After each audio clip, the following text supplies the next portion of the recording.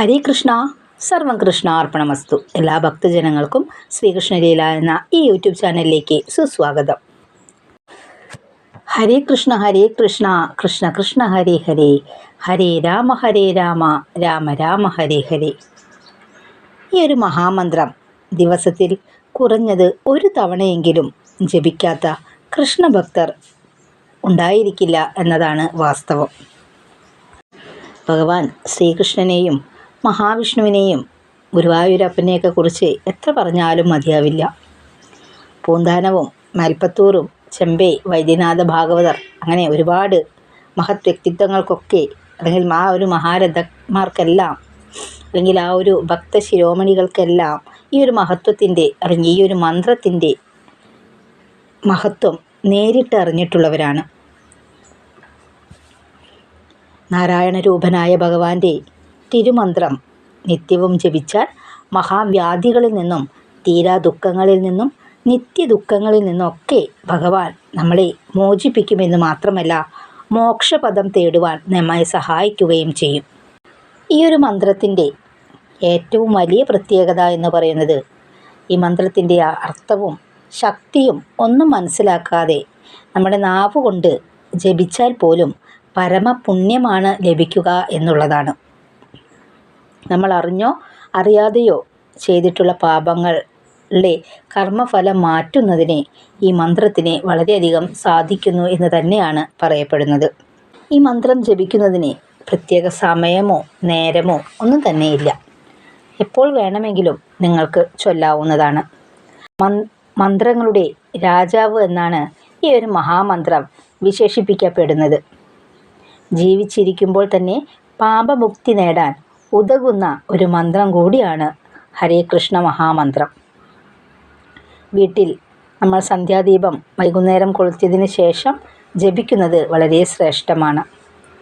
നമുക്കറിയാം, നമ്മൊരു തീപ്പെട്ടി കൊള്ളി ഉരസി കത്തിക്കുമ്പോൾ നമ്മൾ അറിഞ്ഞ് കത്തിക്കുകയാണെങ്കിലും അറിയാതെ നമ്മൾ ജസ്റ്റ് ഒരു തമാശ രൂപേണ വെറുതെ അത് ഉരസി ഇട്ട് കഴിഞ്ഞിട്ടുണ്ടെങ്കിലും ചൂട് പിടിച്ചിരിക്കുന്ന വസ്തുക്കളൊക്കെ അടുത്തുണ്ട് എന്നുണ്ടെങ്കിൽ തീർച്ചയായും അത് കത്തിപ്പിടിക്കുക തന്നെ ചെയ്യും. നമ്മൾ അറിഞ്ഞ് കത്തിച്ചാലും അറിയാതെ നമ്മൾ ഉരസി ഇട്ടാലും അത് ആളി കത്തും. അഗ്നി എന്ത് ചെയ്യും? ആ ഒരു മുഴുവൻ അതിനോട് ചുറ്റുപാടുള്ള വസ്തുക്കളെയും അഗ്നിക്കിരയാക്കും. അതുപോലെയാണ് ഹരേ കൃഷ്ണ മഹാമന്ത്രത്തിൻ്റെ ശക്തി എന്ന് പറയുന്നത്. നമ്മൾ നേരത്തെ പറഞ്ഞു, അറിയാതെ ചൊല്ലിയാൽ പോലും അത്യുഗ്ര ശേഷിയുള്ള നമ്മളിലുള്ള സർവ്വ പാപങ്ങളെയും നശിപ്പിക്കാൻ ശേഷിയുള്ള ഒരു മന്ത്രം കൂടിയാണ് ഹരേ കൃഷ്ണ മഹാമന്ത്രം. ഈ ഒരു കലിയുഗത്തിലെ നമ്മുടെ എല്ലാ ദുരിതങ്ങൾക്കും വിഷമങ്ങൾക്കും പ്രയാസങ്ങൾക്കും ഒക്കെ ഒരു തടയിടാനായിട്ട് അല്ലെങ്കിൽ എല്ലാ പ്രയാസങ്ങളും മാറ്റുവാനായി ശേഷിയുള്ള ഒരു ഭഗവാന്റെ ശക്തിമത്തായിട്ടുള്ള ഒരു മഹാമന്ത്രമാണ് ഹരേ രാമ മഹാമന്ത്രം. നമ്മളൊക്കെ ഒരു മായാവലയത്തിൽ പെട്ടുകിടക്കുകയാണ് അല്ലേ? മനസ്സിനെ ആ ഒരു മായ വലയത്തിൽ നിന്നൊക്കെ മാറ്റി ഭഗവത് നാമം നമ്മുടെ ഉള്ളിൽ വിളങ്ങുവാനും ഭഗവാന്റെ കൃപാകടാക്ഷം നമ്മുടെ ഉള്ളിൽ നിറയ്ക്കുവാനും ഈ ഒരു നാമത്തിന് മാത്രമാണ് ശക്തിയുള്ളത്. മറ്റു മന്ത്രങ്ങളൊന്നും ശക്തിയില്ല എന്നല്ല പറഞ്ഞു വരുന്നത്. കലിയുഗത്തിലെ നാമജപത്തിൽ നാം നിത്യവും ഉൾപ്പെടുത്തേണ്ട ഒരു മഹാമന്ത്രമാണ് ഹരേ രാമ രാമ രാമ ഹരേ ഹരേ, ഹരേ കൃഷ്ണ കൃഷ്ണ കൃഷ്ണ ഹരേ ഹരേ എന്ന ഒരു മഹാമന്ത്രം. ഇത് നമ്മൾ പറയുന്നത് നമുക്ക് എത്രത്തോളം തവണ പറയാൻ സാധിക്കുമോ അത്രത്തോളം ചെയ്യുന്നത് വളരെ പുണ്യമാണ്. ഞാൻ ഈ ചൊല്ലുന്നതോടൊപ്പം തന്നെ നിങ്ങൾക്ക് ചൊല്ലാൻ സാധിക്കുന്നവർക്ക് ചൊല്ലുവാനും നമ്മുടെ കമൻറ്റ് ബോക്സിൽ ടൈപ്പ് ചെയ്തിട്ട് അറിയുന്നവർക്ക് അത് ചെയ്യുവാനൊക്കെ ഉള്ള സംവിധാനങ്ങളും ഒക്കെ ഉണ്ട്. നിങ്ങൾ ഒന്ന് എഴുതുമ്പോഴും അതിൻ്റെ 10 മടങ്ങ് ശക്തി നിങ്ങളിലേക്ക് എത്തുകയാണ് ചെയ്യുന്നത്. അപ്പോൾ അത്രത്തോളം ശക്തിയുള്ള ഒരു മന്ത്രം കൂടിയാണ് ഈ ഒരു മന്ത്രം എന്ന് പറയുന്നത്. അശുദ്ധിയുള്ള സമയത്ത് പോലും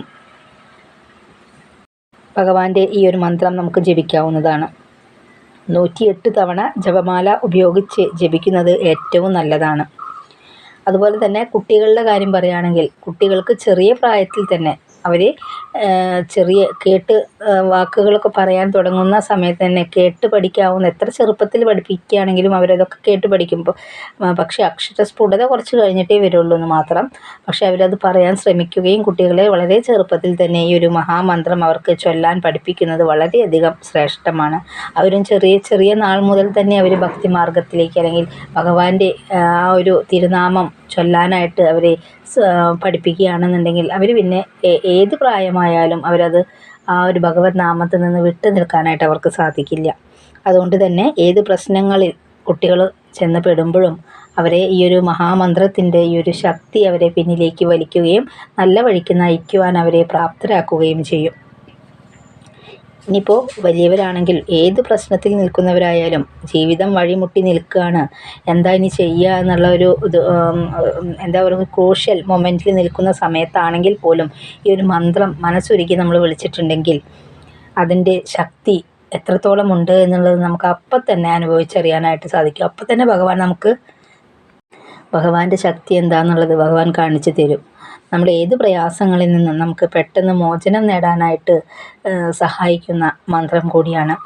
നമുക്ക് ഏവർക്കും അറിയാം, കുചേലൻ ഭഗവാനെ കാണാനായിട്ട് ചെന്നിട്ടുണ്ടായിരുന്ന ആ ദിവസം ഭഗവാനെ കണ്ടപ്പോഴേക്കും കുചേലൻ്റെ കണ്ണുകളിങ്ങനെ നിറഞ്ഞൊഴുകാനായിട്ട് തുടങ്ങി. സന്തോഷം കൊണ്ടും വിഷമം കൊണ്ടും തൻ്റെ സഹചാരിയായിട്ടുണ്ടായിരുന്ന ഈ ഒരു ആളാണല്ലോ ഇന്ന് ഈ ലോകത്തിൻ്റെ മുഴുവൻ അധിപനായിട്ട് ജീവിക്കുന്നത് എന്നുള്ള ആ ഒരു എന്താ പറയുക സന്തോഷം കൊണ്ടും അതുപോലെ തൻ്റെ കഷ്ടതകളെക്കുറിച്ച് ഉള്ള മനസ്സിൻ്റെ ആ ഒരു വിങ്ങലും അദ്ദേഹത്തിനെ നമ്മുടെ ഭഗവാനെ കണ്ടപ്പോൾ തന്നെ കണ്ണിന്ന് ഇങ്ങനെ വെള്ളം ധാരധാരയായിട്ട് ഒഴുകാനായിട്ട് തുടങ്ങിയെന്ന് പറയുന്നുണ്ട്. അപ്പോൾ ഭഗവാനെ കണ്ടിട്ട് തൻ്റെ കഷ്ടതകളൊക്കെ പറയാനായിട്ട് ഭാര്യ അവിടുന്ന് പറഞ്ഞു കൊടുത്തിട്ടുണ്ട്. തൻ്റെ ബുദ്ധിമുട്ടുകളൊക്കെ അവിടെ ചെന്ന് പറഞ്ഞാൽ ഭഗവാൻ നമ്മളെ സംരക്ഷിക്കും, സഹായിക്കും എന്നൊക്കെ ഭാര്യ പറഞ്ഞു കൊടുത്തിട്ടുണ്ട്. പക്ഷെ ഭഗവാനെ കണ്ടപ്പോൾ നമ്മുടെ കുചേലൻ എന്ത് പറ്റി? കുചേലൻ വന്ന കാര്യങ്ങളൊക്കെ പറയാനായിട്ട് മറന്നു. ഭാര്യ അവിടുന്ന് പറഞ്ഞു തന്നിട്ടുണ്ടായിരുന്നു, അല്ലെങ്കിൽ തൻ്റെ ബുദ്ധിമുട്ടുകളൊക്കെ ഇവിടെ വന്ന് അവതരിപ്പിക്കണം എന്നൊക്കെ പറഞ്ഞിട്ടുണ്ടായിരുന്നു. പക്ഷെ അതൊക്കെ പറയാനായിട്ട് കുചേലൻ മറന്നുപോയി എന്നാണ് പറയുന്നത്. എങ്കിൽ പോലും കുചേലൻ്റെ വീട്ടിലെ ദാരിദ്ര്യാവസ്ഥയും കുചേലൻ്റെ ഓരോ ദിവസം കഴിഞ്ഞു കൂടുന്ന ബുദ്ധിമുട്ടുകളൊക്കെ ഭഗവാൻ പറയാതെ തന്നെ മനസ്സിലാക്കി എന്നാണ് നമ്മൾ മനസ്സിലാക്കേണ്ടത്. ഇതുപോലൊക്കെ തന്നെയാണ് നമ്മുടെ ഓരോരുത്തരുടെയും കാര്യം. പക്ഷേ നമ്മളും കുചേലനും തമ്മിലുള്ള വ്യത്യാസം എന്ന് പറയുന്നത്, നമ്മൾ നമ്മുടെ ആവശ്യങ്ങൾക്കാണ് നമ്മൾ ഭഗവാനെ സമീപിക്കുന്നത്.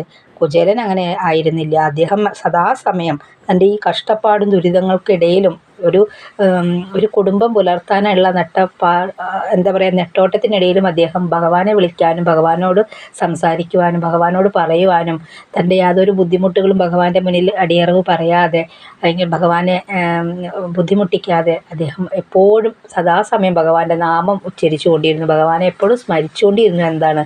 അതാണ് നമ്മളും കുചേലനും തമ്മിലുള്ള വ്യത്യാസം എന്ന് പറയുന്നത്. നമ്മൾ പലപ്പോഴും എന്താണ് ഭഗവാനെ നമ്മൾ ഓർക്കപ്പെടാം, നമുക്ക് എന്തെങ്കിലും വിഷമഘട്ടങ്ങൾ വരുമ്പോൾ അല്ലെങ്കിൽ എന്തെങ്കിലും പ്രതിസന്ധികൾ വരുമ്പോൾ നമ്മൾ കൂടുതലായിട്ട് ഭഗവാനെ ഓർക്കും, അല്ലേ? ഒരുവിധം ഒട്ടുമിക്ക എല്ലാ മനുഷ്യ ഗണത്തിൽപ്പെട്ടവരും അങ്ങനെയൊക്കെ തന്നെയാണ്. അതല്ല ചെയ്യേണ്ടത്. നമ്മളെപ്പോഴും സദാസമയം ഭഗവാനോട് കൂറുള്ളവരായിരിക്കണം. ഭഗവാന്റെ നാമങ്ങൾ നമുക്ക് ചെയ്യാൻ ഇത്ര മാത്രമേ ഭഗവാൻ നമ്മളോട് ആവശ്യപ്പെടുന്നുള്ളൂ. എൻ്റെ നാമങ്ങൾ നിത്യം നിങ്ങൾ ചൊല്ലുക, അത് നിങ്ങൾക്ക് തന്നെയാണ് ഗുണമുള്ളത്, നിങ്ങളിൽ തന്നെയാണ് ഞാൻ കുടികൊള്ളുന്നത്. അപ്പോൾ നിങ്ങളിലുള്ള ആ ഒരു ഭഗവത് ചൈതന്യത്തെ നിങ്ങൾ തന്നെയാണ് ഉണർത്തേണ്ടത് എന്നൊക്കെയാണ് ഭഗവാൻ നമുക്ക് പറഞ്ഞു തരുന്ന കാര്യങ്ങളെന്ന് പറയുന്നത്. അപ്പോൾ കുചേലൻ്റെ കാര്യം പറഞ്ഞപ്പോൾ പറഞ്ഞതാണെന്ന് മാത്രം. എന്നിട്ട് ഭഗവാൻ കുചേലന് സർവ്വവിധ സൗഭാഗ്യങ്ങളും പറയാതെ തന്നെ നൽകി എന്നാണ് പറയപ്പെടുന്നത്. ഇതുപോലൊക്കെ തന്നെയാണ് നമ്മളുടെ കാര്യവും. നമ്മൾ പറഞ്ഞില്ലെങ്കിലും നമ്മൾ ഭഗവാന്റെ മുന്നിൽ നമ്മുടെ കഷ്ടതകളും വിഷമങ്ങളൊക്കെ പറയാറുണ്ട്. നമ്മൾ സ്വാഭാവികമായിട്ട് പറഞ്ഞു പോകും നമ്മൾ വിഷമങ്ങൾ. പക്ഷേ പറഞ്ഞില്ലെങ്കിലും നിറഞ്ഞ ഭക്തിയോടെ ഭഗവാനെ മനമുരുകി പ്രാർത്ഥിക്കുന്ന അല്ലെങ്കിൽ മനമുരുകി ഭഗവാനോട് സംസാരിക്കുന്ന, ഭഗവാൻ തിരുനാമങ്ങൾ ചൊല്ലുന്ന ഏതൊരാളുടെയും ദുഃഖങ്ങളും ഭഗവാൻ അറിഞ്ഞു തന്നെ മാറ്റിത്തരുമെന്നാണ് പറയുന്നത്. അപ്പോൾ അതിനുവേണ്ടി നമ്മൾ വളരെ എളുപ്പത്തിൽ ഒരു മിനിറ്റ് സമയം പോലും നമുക്ക് ഈ ഒരു നാമം ചൊല്ലാനായിട്ട് വേണ്ട. നമുക്ക് എപ്പോഴൊക്കെ സാധിക്കുന്നു അപ്പോഴൊക്കെ ഭഗവാന്റെ ഈ ഒരു തിരുനാമം ചൊല്ലാനായിട്ട് നമ്മൾ പ്രാപ്തരാവുകയാണെന്നുണ്ടെങ്കിൽ, നമ്മളതിൽ ശ്രമിക്കുകയാണെന്നുണ്ടെങ്കിൽ നമ്മുടെ ജീവിതത്തിൽ എന്ത് തന്നെയായാലും ഉയർച്ചകളും പ്രതീക്ഷകളിലൊക്കെ നമുക്ക് എന്താ പറയുക ഒരുപാട് ആഗ്രഹങ്ങളൊക്കെ ഉള്ളവളായിരിക്കും, അല്ലേ? അപ്പോൾ അത് ഒരുവിധം എല്ലതും നിറവേറ്റി കഴിഞ്ഞിട്ടുണ്ടെങ്കിൽ നമ്മളും ദൈവവും തമ്മിൽ യാതൊരു വ്യത്യാസവും ഇല്ല, അല്ലേ? അപ്പോൾ നമ്മളെ പ്രതിസന്ധി പ്രതിസന്ധി ഘട്ടങ്ങളിൽ നിന്നും ആപൽഘട്ടങ്ങളിൽ നിന്നൊക്കെ ഭഗവാൻ നമ്മളെ കൈപിടിച്ചുയർത്തി നമ്മളെ എപ്പോഴും ഒരു കരവലയത്തിൻ്റെ ഉള്ളിലാക്കി സംരക്ഷിക്കാൻ ഈ ഒരു ഭഗവാന് മാത്രമാണ് സാധിക്കുകയുള്ളൂ. അപ്പോൾ അതുകൊണ്ട് തന്നെ എല്ലാവരും ഇന്നു മുതലെങ്കിലും നിങ്ങൾ ഹരേ കൃഷ്ണ മഹാമന്ത്രത്തിൻ്റെ ശക്തിയും മഹത്വവും മനസ്സിലാക്കിക്കൊണ്ട് തന്നെ ആ ഒരു മഹാമന്ത്രം നിത്യേന ജപിക്കുവാൻ നിങ്ങളേവരെയും ഭഗവാൻ അനുഗ്രഹിക്കട്ടെ എന്ന് ആത്മാർത്ഥമായി ആശംസിച്ചുകൊണ്ട് ഈ ഒരു ചെറിയ അധ്യായം ഇവിടെ വെച്ച് അവസാനിപ്പിക്കുകയാണ്. ഹരി ഓം.